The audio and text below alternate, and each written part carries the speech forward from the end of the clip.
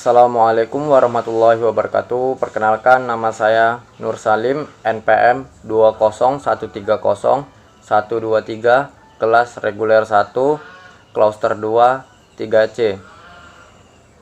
Mata kuliah Praktek Teknik Perlindungan Tanaman, dosen pengampu Tri Yaninta Ginting, SPMAGR. Sini saya akan mempresentasikan hasil tugas saya yang berjudul tentang praktikum kedua tentang mengenali hama invertebrata, bukan serangga, dan gejala serangan pada tanaman.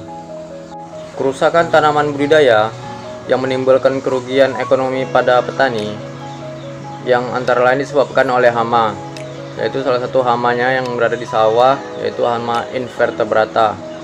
Itu jenisnya Mollusca atau keong. Itu merupakan hama invertebrata yang merugikan para petani. Di sini saya akan memberikan contoh dari Mollusca atau keong, yang salah satunya itu adalah keong mas. Nama ilmiahnya adalah Pomacea canaliculata. Ini contoh dari hewan keong mas. Keong ini memiliki klasifikasi, yaitu adalah kerajaan Animalia, filum Mollusca, kelas Gastropoda, superfamily Amphilauroidea, family Ampuliridae, genus Pomaceae, subgenus Pomacea, spesies Pomacea canaliculata. Morfologi dari keong mas ini bentuknya hampir mirip dengan siput yang ada di sawah, yang warna hitam-hitam gitu. Bedanya kalau keong mas ini dia berwarna kekuningan dan memiliki cangkang yang tipis. Pada mulut cangkang keong mas terdapat operculum. Perkembangan keong mas ini daur hidupnya sangat singkat, dari stadium bertelur sampai stadium berikutnya memerlukan waktu 3 bulan. Keong mas lebih cepat pertumbuhannya. Seekor induk betina berumur 6 bulan mampu menghasilkan 1000 butir telur. Siklus hidup keong mas adalah telur, masa inkubasi selama 7-14 hari, menetas sampai menuju dewasa kira-kira 15 hari sampai 25 hari, masa pertumbuhan 49 hari sampai 59 hari, masa dewasa dan menuju reproduksi 60 hari sampai 3 tahun. Keong mas dapat merusak padi dengan memakan bagian pangkal batang tanaman yang baru pindah tanam dan menghancurkan tanaman saat tanaman masih muda. Pada serangan keong mas yang pernah juga dapat mengakibatkan tanaman padi yang ditanam habis tidak tersisa. Beberapa cara pengendalian dan mengatasi keong mas. Pertama, memunguti telur keong mas yang berkembang biak secara bertelur. 2. Menaburkan kapur. 3. Mengelola air. 4. Penggunaan umpan. 5. Pemanfaatan musuh alami. 6. Pengendalian secara kimia. Oke, saya di sini akan melanjutkan dari contoh kedua Mollusca, yaitu bekicot atau Achatenae fulca. Klasifikasi dari bekicot ini adalah kingdom Animalia, subfilum Vertebrata, phylum Mollusca, kelas Gastropoda, subkelas Polomonata, ordo Stylomotophora, famili Actinidae, genus Actina, spesies Actina fulica. Morfologi dari bekicot ini termasuk keong darat yang pada umumnya mempunyai kebiasaan hidup di tempat lembab dan aktif di malam hari dan pagi hari. Sifatnya nostural bekicot bukan semata-mata ditentukan oleh faktor gelap, melainkan oleh faktor suhu dan kelembapan lingkungannya. Di waktu siang setelah hujan, banyak ditemukan bekicot berkeliaran di mana-mana, dan saat pagi hari pun banyak dijumpai bekicot seperti pada bebatuan dan tempat-tempat lembab lainnya. Gejala serangan yang dilakukan bekicot adalah kerusakan yang ditimbulkan akibat serangan siput cukup besar. Biasa dia menyerang akar-akar muda, tunas baru, dan kuncup bunga adalah makanan paling lezat bagi siput ini.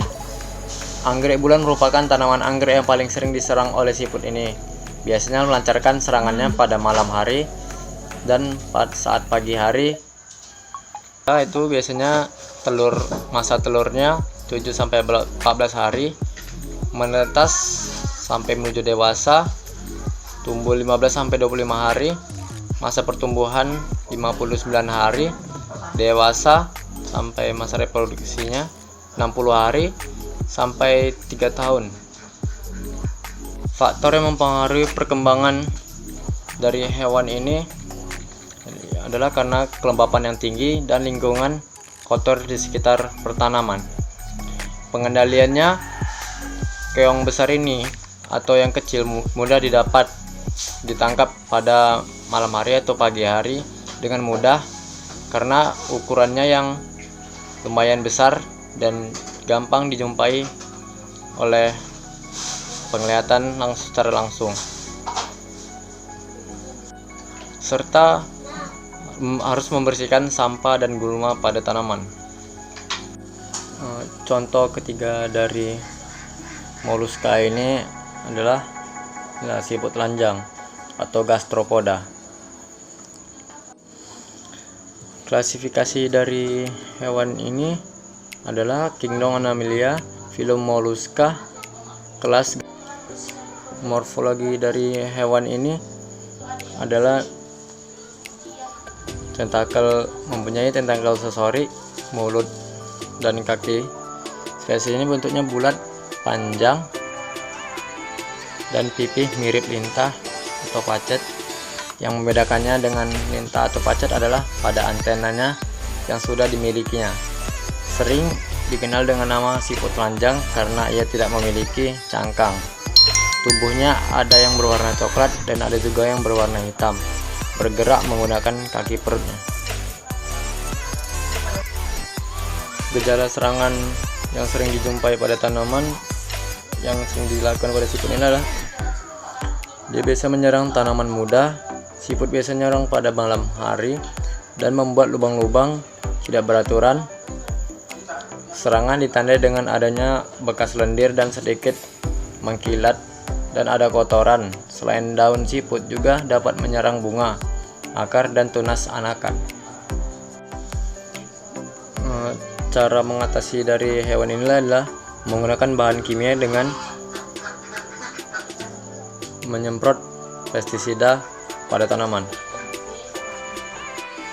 Oke, yang terakhir adalah siput atau keong semak yang nama ilmiahnya Bradybaena similaris.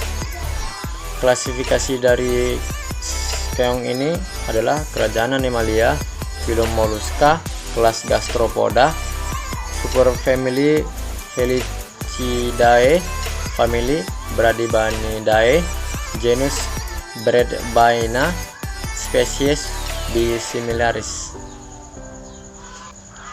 Keong ini memiliki cangkang bundar dan cembung, berwarna kuning kecoklatan.